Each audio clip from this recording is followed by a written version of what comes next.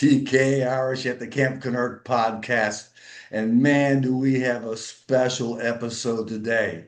You're not going to believe it because I hardly believe it. Is that a lot of people don't realize, but here at Camp Kennerk, we have what we call a think tank. Now, this think tank is where we get some really, really smart people in a room and we start discussing things that really are troubling the world. These are subjects that have been debated for generations. And so we've taken upon ourselves to create our own think tank and see if we can't get things moving in the right direction in today's society. So what I want to do is, first of all, I want to share you some of the topics that we talk about because they're very in-depth. Like, if nothing sticks to Teflon, how do they get Teflon to stick to the pan? Now, that subject went on for days, and we talked about it, and we talked to DuPont, and, we couldn't get an answer out of them. But we're not done with that subject yet. And here's another one. Why do they use a sterilized needle when they give a lethal injection? That doesn't make much sense. But hey, this is Camp Kennerk. Nothing makes any sense. And, phonetic, the word phonetic, it's not spelled like it sounds. So why did they come up with that one? And of course, the one that really got us going is why do kamikaze pilots wear helmets? Boy, we scratched our head on that one for a long time, but we're getting closer. We're getting closer, we think.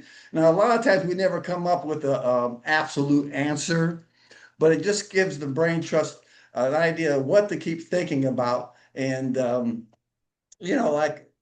geez, what was the other one we had? Why is abbreviated such a long word? Huh? Somebody's not thinking this properly.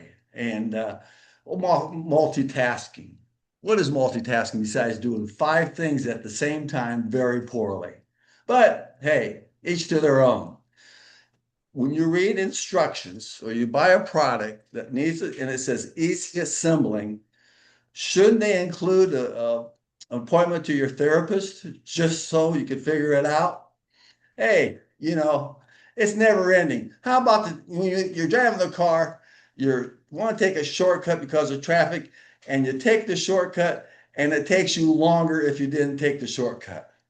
Well, these subjects are mind-bending, and they have a lot of different angles to look at. And here's one that's we're having next week is, why does the elevator always show up when you've committed to take the stairs? Gee, Christmas. I know this subject is going to be talked about, pondered, argued about, but hey, this is Camp Kennerk, and we just do what we can do. So, Doug the neighbor, when are you going to join us in our think tank? TK, so good to see you.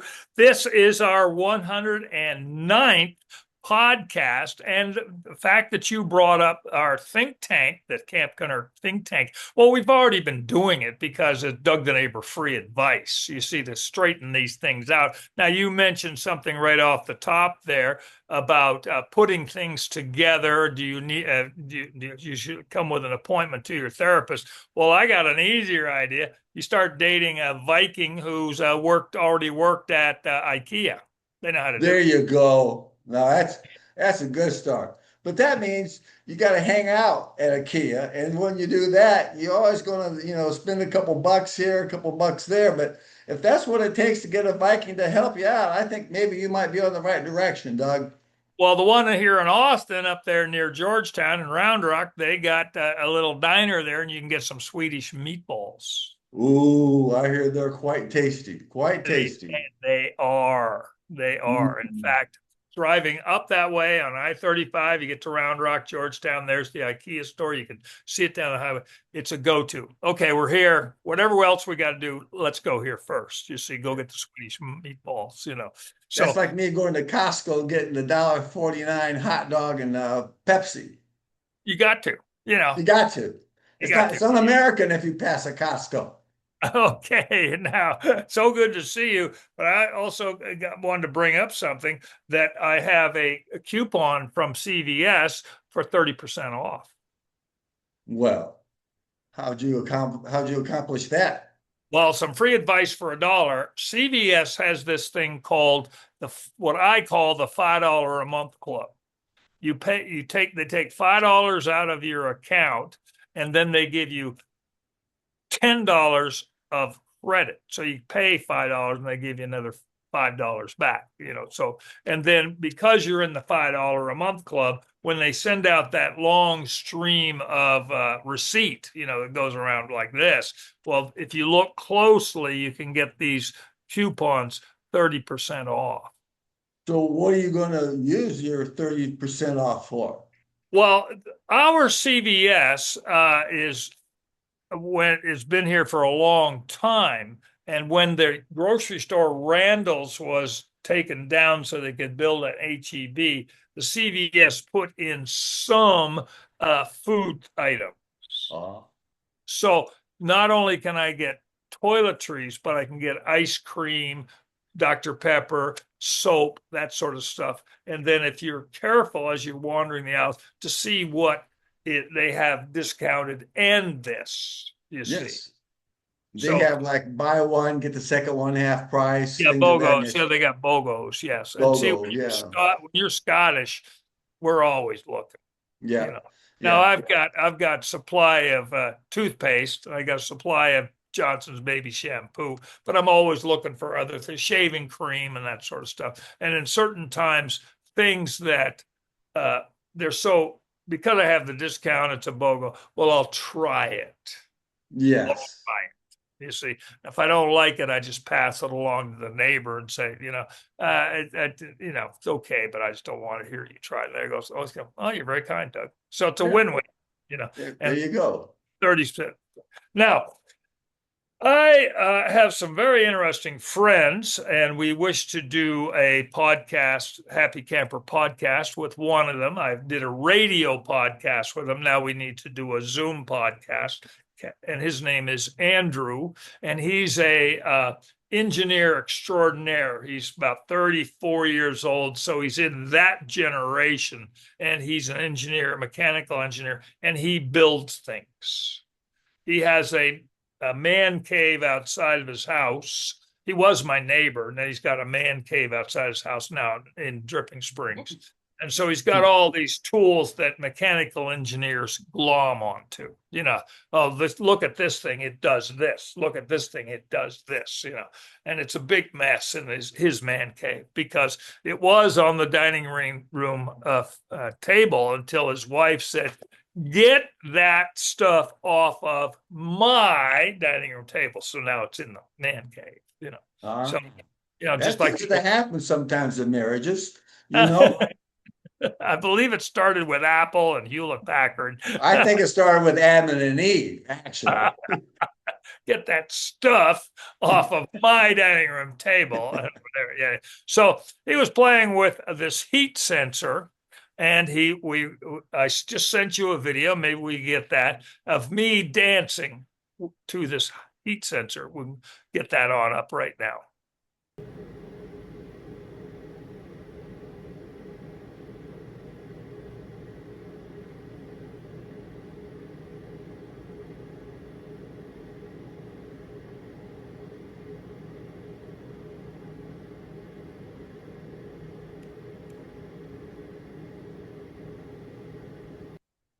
That's pretty cool there, Doug. So let me ask you this. How hot was it when you did that? Or is that, Well, it's what it does is just registers the heat. So it's not like a heat gun. It just registers the heat on your face and on your clothing. Oh. It's a little handheld thing so that you can register, you can aim it at places, and it'll tell you say leakage in your insulation or stuff, or around your windows, that sort of stuff. I had an employer that I needed that for because he'd get so mad. I always wondered what his temperature was. I said, he has to be at 110. Look at his face. Look at the tip of his ears. But, of course I didn't have that, so I couldn't make fun of it. Yes. And so, but you'll be amazed at my dance moves. Looking forward to it. Looking Yeah, forward there to you it. go. Now, you were up in Wyoming for Yes. a week and you have some more information, but I got something that's very interesting because my neighbor was in the Cayman Islands. Oh, And I understand you have been to the Cayman Islands. yes, I have. I went down there for a vacation and it's a beautiful place. And of course, it's one of those places you can't get there from here. You gotta Right. have one flight to another flight to another flight, but it's well worth it. I mean, I remember one afternoon we were trying to figure out what we're going to have for dinner, and someone says, "Let's have fish." So we went down to the beach and talked to the fishermen. About 6 in the evening, they came in with their catch, got a couple fish, went home, cooked it up, a little salad, a little glass of wine, and man, you can't get any fresher than that. That's great. Now, how many years ago was this you went to the Cayman Islands? Oh, about 35. 35 years ago. Yeah. Yeah. Okay. So my neighbor went down there and I took care of his house. Doug the neighbor, that's how I make my legend as helping people when they're out of town. Check the mail, take the garbage out, wander around the house, that sort of stuff. And he was very kind. He came back with a small present for my services, and it is a box of Tortuga Cayman Island rum cake. Man, I think I've had that before, and it is unbelievably good. You Okay, so know, I'm going to eat all of your share. I'll let you this time. I'll let you this time. Yes, yes. So, and I decided I look at some videos, the fact where he was, the Cayman Islands, it's south of Cuba. Maybe we have a map. We can post a Mhm. map where it is. We'll Okay. do that so everybody can see that there's actually several islands there. So we'll look at that. We'll get that taken care of for you, Doug. Okay. And let's take a look at that map now.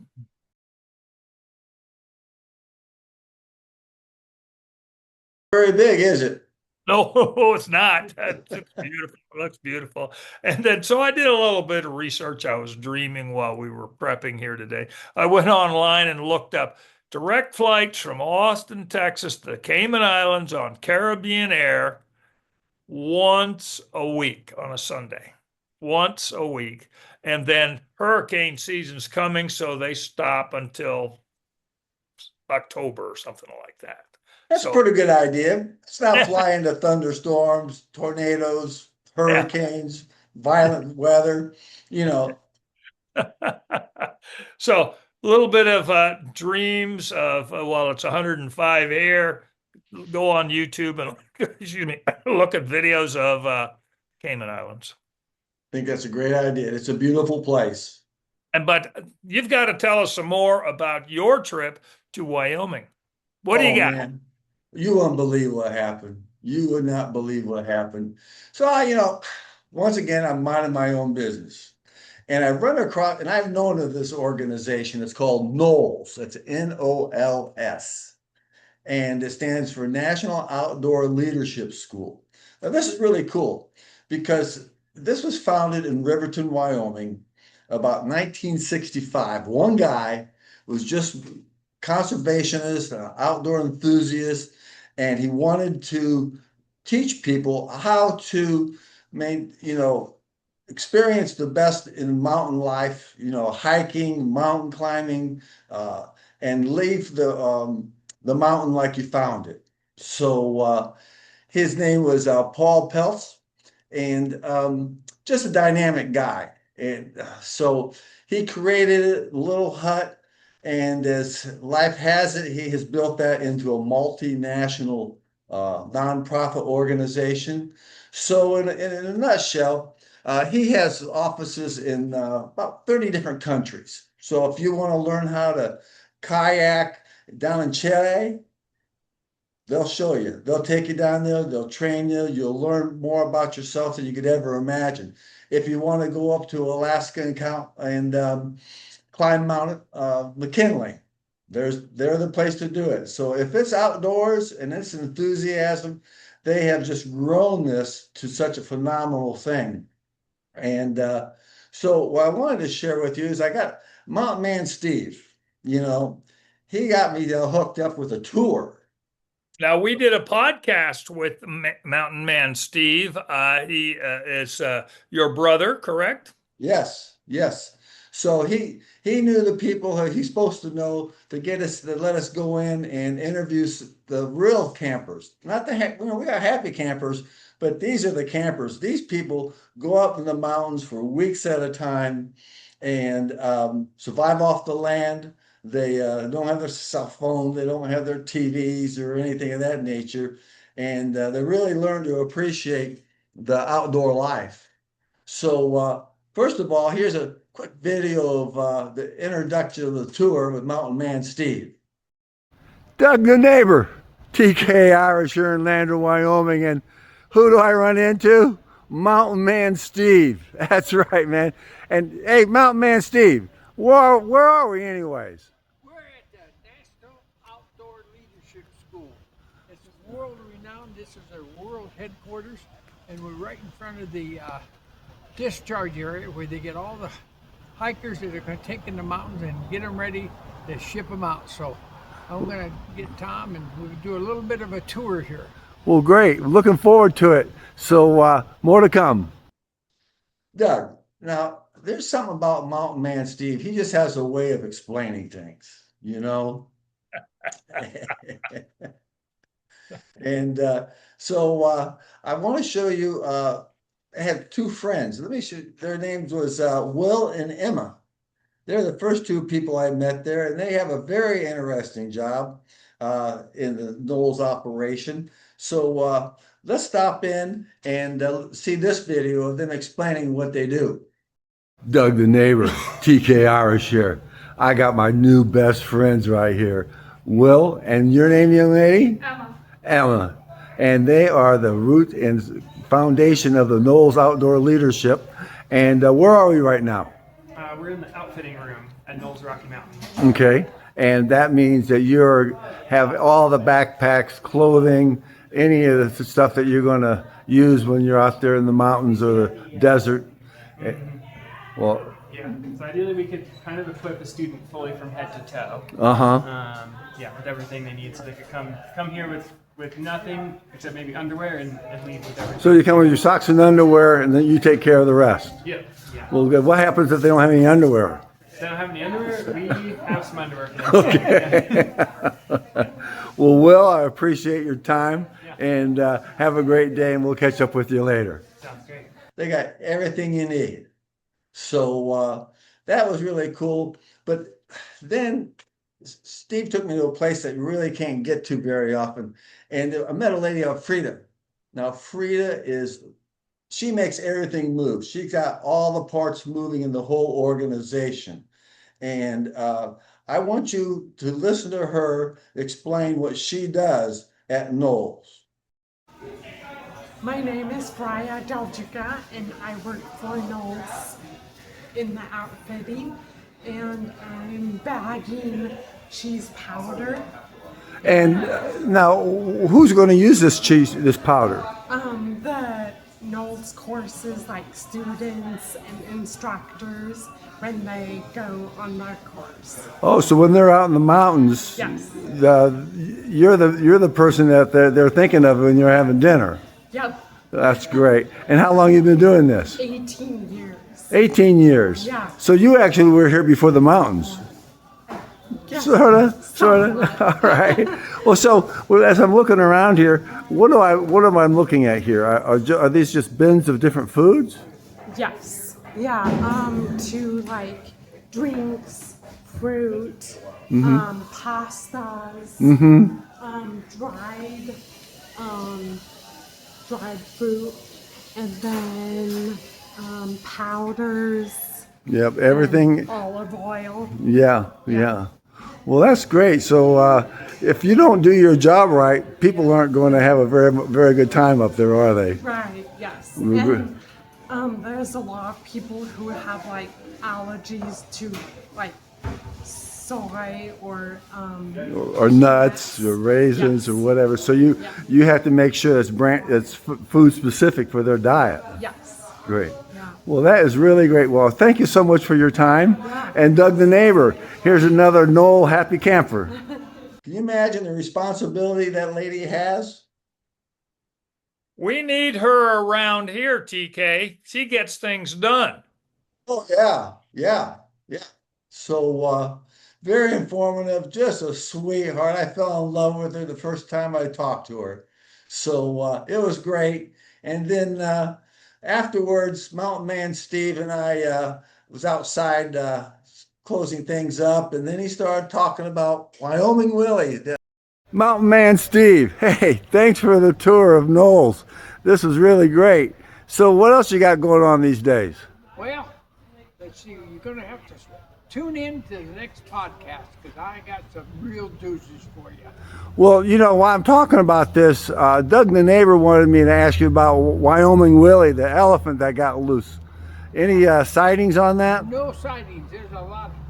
They think he went high into the mountains right now, so we're going to have to do some tracking up there to see if that's where he's at. Okay, well, I don't know. He's a wily critter. yeah, you never thought an elephant could hide, but he's done a good job of it. Oh boy, has he ever. Great. Mountain Man Steve, we'll catch up with you later, buddy. Thank you. Wild elephant in Wyoming. Did we have a sighting? Did we see some Wyoming Willie? Steve says this time of year he goes into hiding. Okay. So he said maybe in the fall when it cools down a little bit that he could get back out there and see if he can't find Wyoming Willie's tracks. And of course, Mountain Man Steve says the best way to trap an elephant in Wyoming is use peanuts, but not just peanuts, candy peanuts. You know, the big ones you get from the store that it's all sugar and just yellow and gooey. He says that's what Wyoming Willie really likes. So he's been saving his stash for the fall when it comes back out. He can go track it again. Now, to refresh our minds of our viewers around the galaxy, you tell a story. Who is Wyoming Willie? Well, first of all, for years it was a legend, Yeah. and people would say, it's sort of like the Loch Ness monster. But I was talking to Mountain Man Steve about it some time ago, and he's a hunter, a trapper, a tracker. He says, let me see what I can come up with. So he put his nose to the ground and he went out in the mountains and he started looking and he was setting traps, not traps, but bait so he could follow the path. And trail cam. Did he do trail cams? Has he got those set up yet? Yeah. Well, the last time he had one, but old Wyoming Willie caught on to it and broke it all up. I think we have that in another video.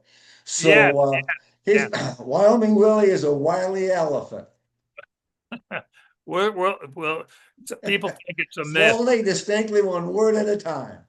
It's fact. It's not a myth. It's fact. No, he dispelled that myth for because he's got evidence. He's got evidence. Yeah. Okay, so you had a terrific time up in Wyoming, and this is part 2. And you have those videos of the people from NOLS. Is that how you pronounce it? NOLS? Yeah, NOLS. Yeah. And what does that stand for again? National Outdoor Leadership School. Okay. And they have programs for high school kids, college kids, professionals.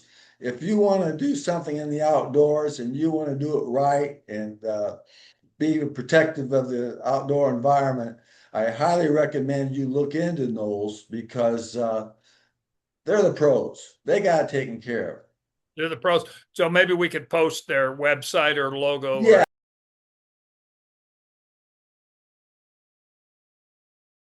And they are in where? In Riverton? In Riverton, Wyoming. Yeah. TK, that's beautiful stuff. That's really great stuff. Yeah. That's great. I've had friends over the years go through that program, and they ended up climbing Mount McKinley or going down to South America and shooting rapids. And another thing that they have there is outdoor medicine. which actually is that these are for doctors who learn how to take care of injured patients out in the wilderness. Okay. So if someone falls off a cliff, they know how to rappel down, get them stabilized, and get them back to civilization. Very interesting. A lot of, herbs, they know all the secret herbs and spices to use for the teas and the mending and the healing that the Indians used. Oh, that's great. I could have used them last week because when I went out onto the patio, I stubbed my toe trying to sit down on the patio furniture. Yeah, we care flatted you out of there.